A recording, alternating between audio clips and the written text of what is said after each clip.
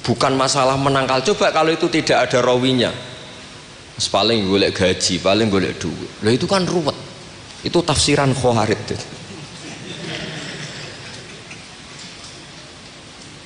Jadi, saya itu punya sanad mutasil. Saya berkali-kali ketemu abahnya Gus Rosid, beliau juga guru saya, Gus Subab, semuanya. Itu ketika beliau menolak itu Mbah Mun maksa. Gus Kamil dulu pertama disuruh jadi DPR ya menolak, sampai pernah transit di dalam saya di Jogja itu 3 hari. Dan Mbah Mun akhirnya sampai duka harus mau. Tapi lama-lama kita tahu bahwa beliau ingin menyelamatkan Indonesia, bahwa Indonesia nggak perlu dipertentangkan antara ulama dan Umar. Nah, itu harus terus. Karena kalau kita ingin versi tertentu, pasti Indonesia itu chaos. Chaos itu ya chaos lah. Huru hara. Kalau huru hara terjadi safkut dima, pengaliran darah, yang dosa kita. Makanya Mbah Mun sering cerita ke kita. Saya tidak pernah bilang saya, ke kita. Semua santrinya levelnya sama, karena sama-sama dengar. Bedanya lali beeling gitu dok. Ambek paham sama tidak paham itu dok. Sebetulnya saya ingin bilang saya, karena saya berkali-kali khassoni bidzalika syekhuna, tapi kita semua sama lah, sama-sama mutawatir sama. Fiqhus siyasa atau fiqhul imamah atau fiqhul khilafah, terserahlah bahasa sampean, itu juga harus diwariskan. Sehingga dulu sampean tak ceritani, dulu yang semi-semi Khawarij itu ya sudah banyak. Wah, Nabi itu harus ngomong akhirat terus, masa Nabi jabat. Oke, dari segi jabatan itu duniawi, kesannya buruk karena jabatan itu duniawi. Tapi kalau dibalik, atardo ayyaku nasolihu tahta yadidz zalim.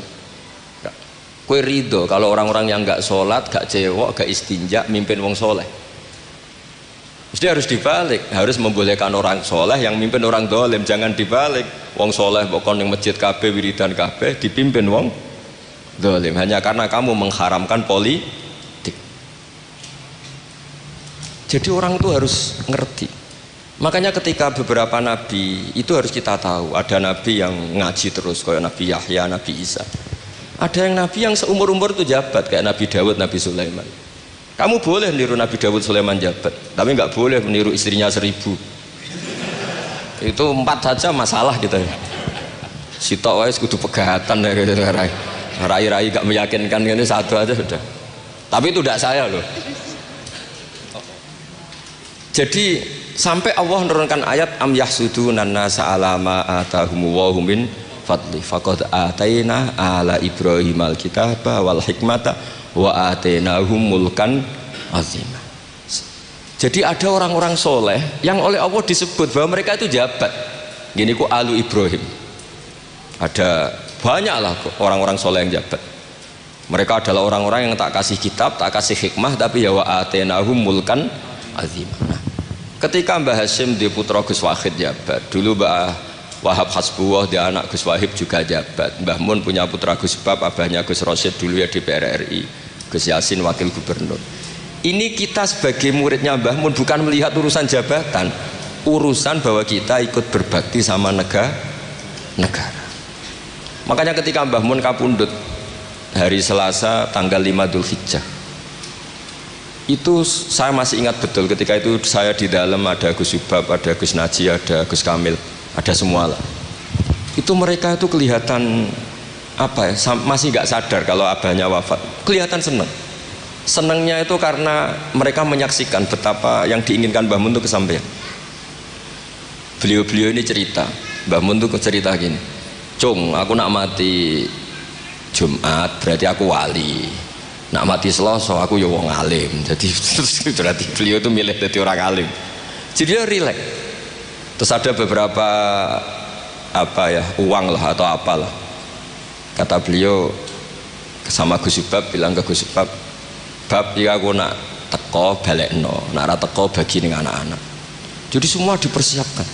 Sebegitu mudah beliau melihat kematian, melihat kapundhut, melihat seringan itu. Karena kerinduan seorang wali atau orang soleh kepada Allah itu rindu sekali. Dan ini kita harus punya riwayat, dan itu menjadi fikih besar. Nggak boleh kamu pakai fikih Khawarij, kiai kok jabat, kiai kok kedonyan. Misalnya ono kiai wong soleh ora oleh kedunya, terus saiki wong salat buruwe wong ora salat, kowe rido? Wong salat buruwe wong ora salat. Mergo sing salat mbok kon melarat. Dadi nak fikih aja fikih khawarit. Fikih sing bener maca majmu', nak ra iso maca jerone maca judule. Ya terus enak. Mungkin Pak Don ini Pak Sukron, karena dia di Mekah lebih terkenal ketimbang Mbah Mun katanya. Sukron. Ya jadi Mbah Mun punya murid ya macam-macam. Ada yang kayak saya, ada yang kayak Pak Sukron. Makanya saya pertama datang, Sukron tikur, jarang enten, celok, nak agak teko agak gelmisi kau. Terus datang. Tadi bisi saya, Gus aku difoto, nak raja jerjeran gak difoto. Terus saya bilang gini, saya itu kalau di mana-mana sering jejer wong putih, lagi ki jejer wong ireng. Semoga ini kafarohnya saya jejer wong putih-putih. Jadi saya teruskan lagi ya, harus selalu ada riwayat. Makanya saya alhamdulillah pernah diminta Gus Subab, itu ya guru saya, beliau baca manhajnya fikihnya Mbah Mun di acara kesekian harinya Mbah Mun wafat. Karena saya masih ingat betul ketika di Medina saya sering digandeng Mbah Mun. Hak Sholahuddin Al-Ayyubi nganti pintere ngono iku jarene mergo murid Imam Ghazali. Tapi jarene hak murid putu murid. Terus saya bilang putu murid ya impun nate kula hitung nak murid mboten pas, mboten tok wektune. Yes putu murid. Karena saya pernah di masjidnya Sholahuddin Al-Ayyubi di mimbarnya. Itu futuhatnya itu sekitar 815. Jadi kalau tak hitung Imam Ghazali lahir 410, 450, wafat 505, kayaknya betul menangi. Oh ya, senang ngono putu murid. Itu beliau punya konsep mengalahkan pasukan salib. Itu yang dipakai itu kitab Ihya. Itu singkat cerita beliau nyuruh, "Jaiku golek iya." Tak cari, ketemu terus tak tasihkan beliau, ya iku sing tak maksud ya iku. Itu Imam Ghazali begitu fasih cerita tentang penyusunan kekuatan, dan itu logikanya sederhana sekali dari sesuatu yang jibillah, yang normal. Misalnya begini ya, al-insan abdul ihsan, bahwa manusia itu pasti menjadi budaknya kebaikan. Hitung saja sekarang misalnya begini, kita jadi orang soleh, meditera karuan, gremengan, sinis. Yang ini orang fasik, senyum, lomo, apian. Kira-kira orang netral itu kalau jagungan ke kamu apa ke sini? Yang lomo, yang nyaman kan? Sehingga orang boleh mengatakan ketika ngarang fikih, senyum itu sunat di karangan fikih. Tapi di aplikasi nyata tidak bisa. Bagaimana kalau ada orang netral, bisa soleh, bisa fasik, sing fasik senyum, sing soleh merenggut, sehingga yamilu orang yang netral ini ke yang fasik. Kamu bisa ngarang fikih kalau sedekah itu sunat, karena itu sudah tidak wajib, karena yang wajib itu zakat. Kamu bisa ngarang fikih seperti itu. Tapi kalau dalam tadbiki tidak bisa. Misalnya saya orang soleh hidup di tengah kota, atau orang soleh hidup di pedalaman, terus saya medit mentang-mentang sudah zakat, nggak pernah sedekah. Sing wong fasik jor-joran sering nyervis rokok gratis, ngopi gratis. Kira-kira kemana kecenderungan orang itu? Ke yang fasik, karena al-insan abdul ihsan. Nah hal-hal seperti ini tuh yang dikaji Imam Ghazali, kemudian itu menjadi inspirasi Sholahuddin Al-Ayyubi. Kalau dia ingin solid maka harus berbuat baik sama siapa saja, karena itu cara punya kekuatan.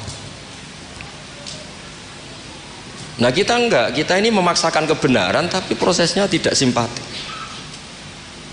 Makanya kata para mufassir, walaupun tafadzur ghalidal qalbi lan faddu min khaliq, itu kata para mufassir, hada sayyidul khalqi wa hada ahabbul khalqi ilallah.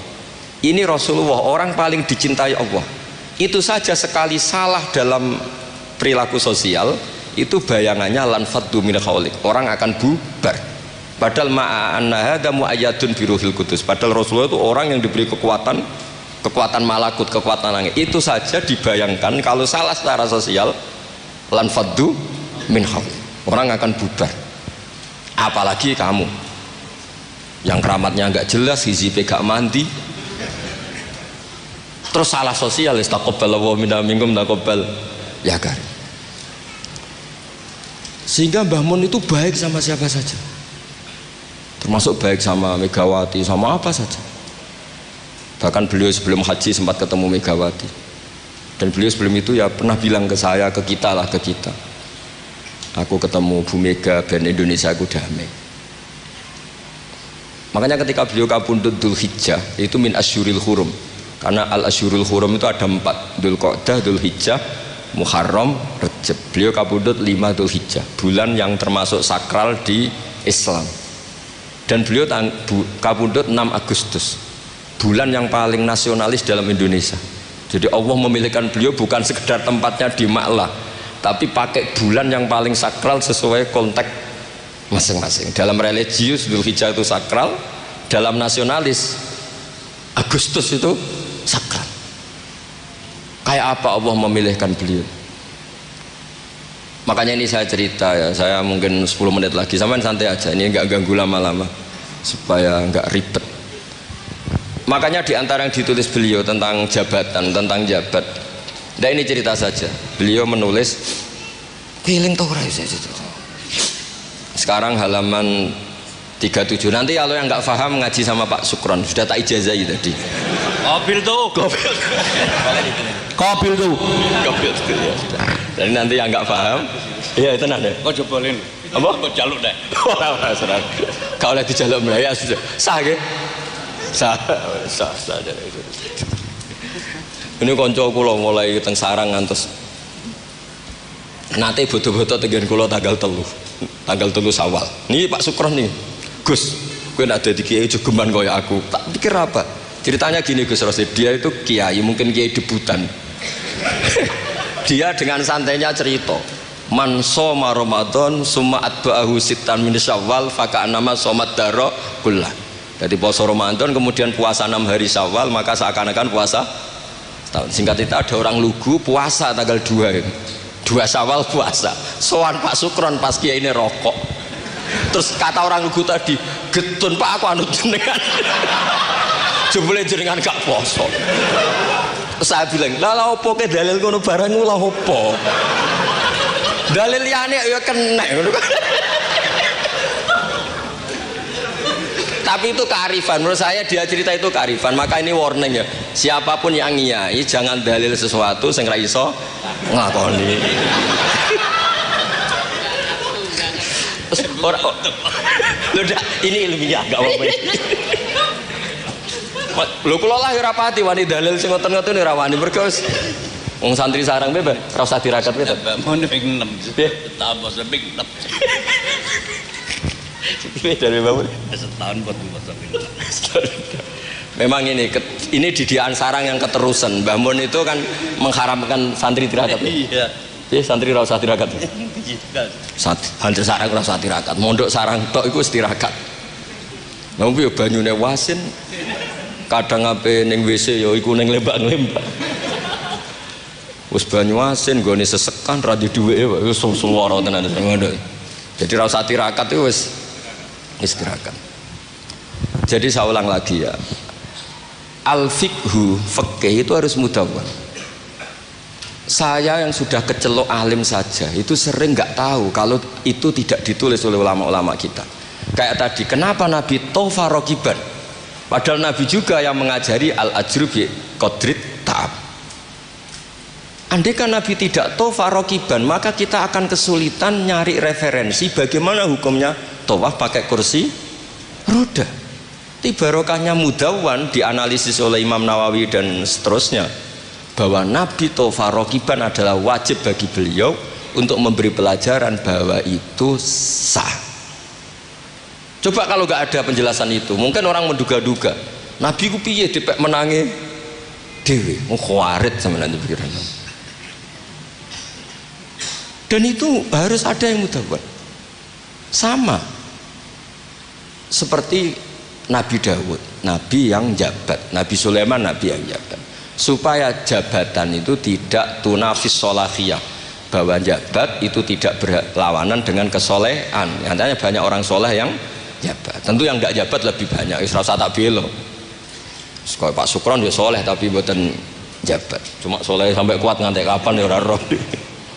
Nah sini yang halaman ini terakhir, masih 7 menit ini, 37. Wal mamlakatani al ukhrayani allatani mazalata qaimataini ilal yaum ani al mamlakatal hasyimiyah al urduniyah wa mamlakatal maghrib tawallahuma al hasaniyuna aidan.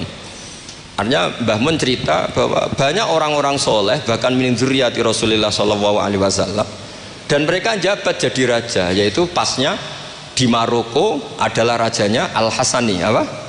Hasani. Juga di Ordon, di Jordan itu rajanya Al Hasani. Intinya Mbah Mun mau ngendikan kamu jangan anti jabatan, banyak orang-orang soleh yang jabat, bahkan bukan sekedar soleh tapi itratu Rasulillah, al itra at-thahira, itratu Rasulillah sallallahu alaihi wasallam. Ini dan beliau menulis itu. Wal mamlakatani al ukhrayani allatani mazalata qaimatain ilal yaum ani al mamlakatal hasyimiyah al ordoniyah wa mamlakatal maghrib tawallahuma al hasaniyah itu. Hada tsumma idza nadzarna ilal adarisah. Adarisah itu Sayyid Idris. Sayyid Idris itu Al Hasani ya. Jadi Al Hasani yang paling populer di Maroko namanya apa? Al Idris. Makanya disebut Adarisah. Yang dzurriyyahnya Al Idris disebut apa? Adarisah. Kayak yang bermadzhab Hambali disebut Hanabilah. Nah, summa idza nadzarna ilal adarisa wajadna anna ba'dhum minhum wasalu ila sultanah war riyasah faqad sabaqa an assasa Sayyid Idris bin Abdillah daulatan azimatan fil maghrib wa nudiya bis Sayyid Muhammad As-Sanusi malikan ala Libya. Jadi ini ya saya cerita, mau cerita Mbah Mun itu satu khazanah besar, melahirkan murid-murid yang alim alamah ya banyak sekali, nggak bisa dihitung. Melahirkan murid yang bahkan putra yang cakap politik banyak. Siapa yang nggak ngakui alimnya Gus Najih? Siapa yang nggak ngakui fleksibelnya Gus Subab di jabatan Gus Kamil? Itu nggak bisa terhitung. Makanya ini khazanah besar, nggak usah dibentur-benturkan. Ada yang nekuni alim, ada yang nekuni jabatan. Semua itu untuk li'ilain apa?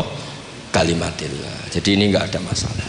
Wonten sing konaah Bapak Sukron wis urip kok wis meneng ae. Sok urip ngono ae. Tapi tadi sudah tak ijazahin. Nanti pokoknya ini kalau nggak paham tanya Pak Sukron. Pun assalamualaikum warahmatullahi wabarakatuh.